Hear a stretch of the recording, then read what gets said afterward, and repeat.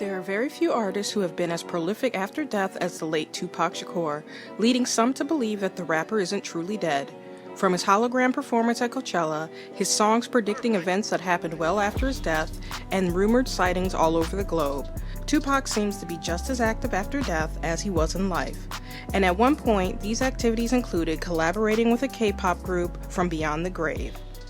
Well, sort of. Welcome to Weekly Weird K-pop.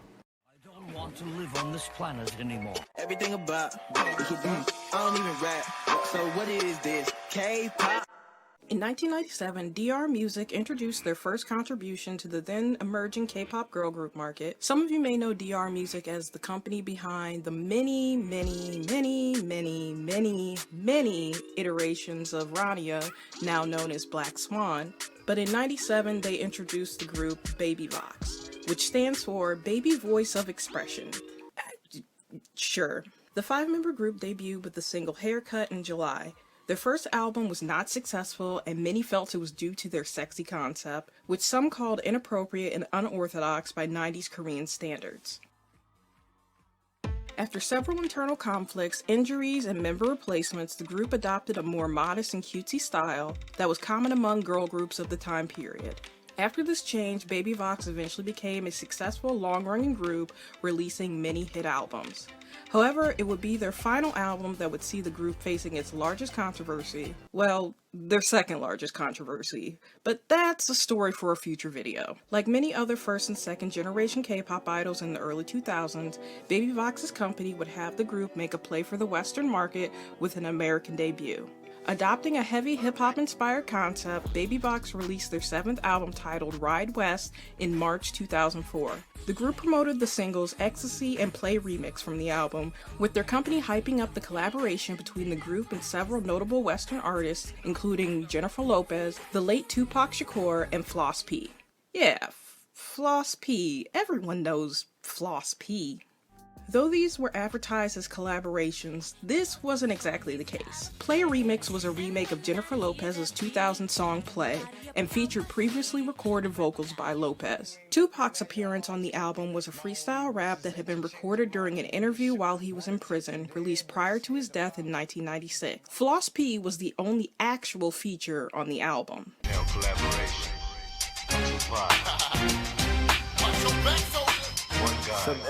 V.o.x released music videos for Xcstasy in English and Korean in March 2004 that featured rapper Floss P as well as Tupac's previously mentioned freestyle, accompanied by footage from his 1995 jailhouse interview.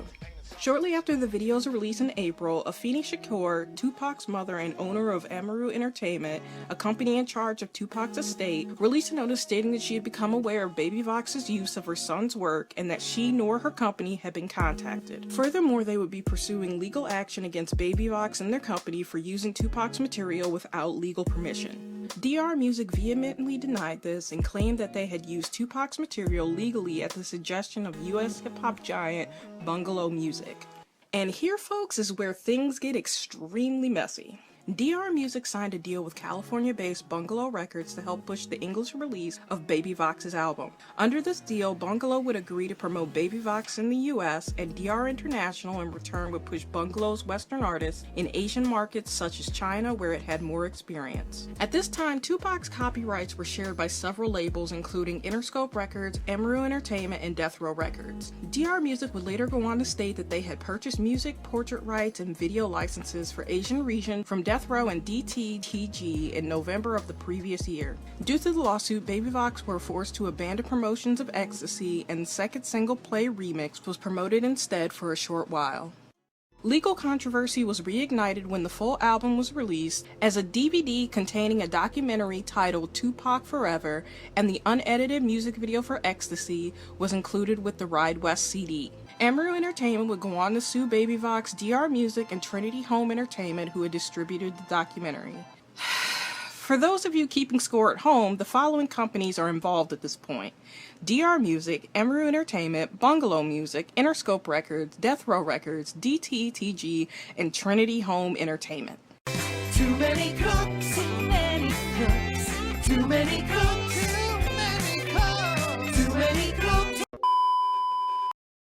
Embryo Entertainment stated, "We have never allowed Baby V.o.x to use Tupac's music in video clips. We notified them to stop the use when we found out in April." Continuing, Baby V.o.x and their company, DR Music, used Tupac's music as well as the video clips and the trademark Tupac without permission to market their album. Embryo Entertainment would then apply for a provisional disposition to ban the sale and marketing of Baby V.o.x's album and the DVD within the US. DR Music would once again go on the defensive and stated that they had signed a contract with Trinity Home Entertainment for the rights to the video footage of Tupac and their plans to appeal the disposition. A side controversy to all this came in the form of remarks made by Lee Han-ul, a member of the Korean hip-hop group DJ Doc, on his personal website. There he vented his anger at Baby V.o.x for using Tupac's work, going as far as to call them Mirai V.o.x, and referred to the group as sex singers. DR Music would go on to threaten legal action against Lee unless he apologized and deleted the original post, claiming that his statements had seriously harmed Baby V.o.x's image as he was their senior and respected as a hip-hop artist in the Korean music industry. Han-ul did apologize, but he stated that his opinion on Baby V.o.x's use of Tupac's rap remained unchanged. Though the outcome of Embryo's lawsuits were never made public, promotions for Baby V.o.x's album were halted in June of 2004. Ride West only sold 32,000 copies in Korea and was deemed a commercial failure. Baby V.o.x's American debut was cancelled, and the group would officially disband a little over a year later in 2006. The confusion and lawsuits surrounding the rights to Tupac's work would continue over the next decade. Death Row Records allegedly claimed that they owned Tupac's music, as he owed money to the label, having signed a 3-album deal in exchange for bail money.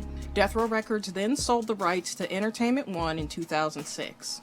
Ownership just got muddier from there, with Interscope and Warner Music getting into the mix, and at one point there was even a rumor that Jay-Z was buying Tupac's unreleased music. Afeni Shakur, as well as the other trustees of Tupac's estate, would fight to regain ownership of his unreleased music until her own death in 2016. Before her passing, she stated, "My son left many incomplete pieces and even more unfinished ideas. Using the blueprints he gave us, I am committed to fulfilling this duty. We will find innovative ways to continue to keep his music, his message, and his legacy alive."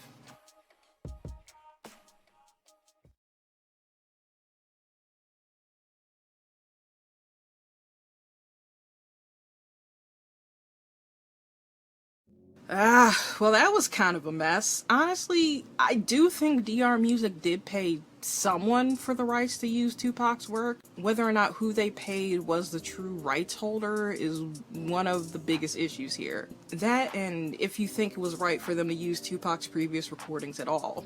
I think because various works have been divided up across so many different companies, not everyone knew exactly what they own the rights to and were legally able to license, or they knew exactly what they could and couldn't and chose to ignore legality to make a quick buck. I don't know.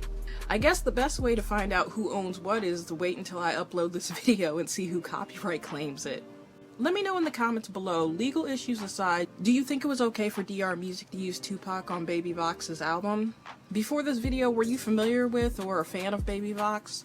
I'm not quite done talking about this group just yet, so make sure you hit that subscribe button so you don't miss my future video exploring another one of Baby V.o.x's controversies. If you enjoyed this video, do me a favor and give it a thumbs up, it really helps out the channel. I've been your cursed K-pop historian, Lisa, and I'll see you again in the next video. Thanks for watching, stay weird.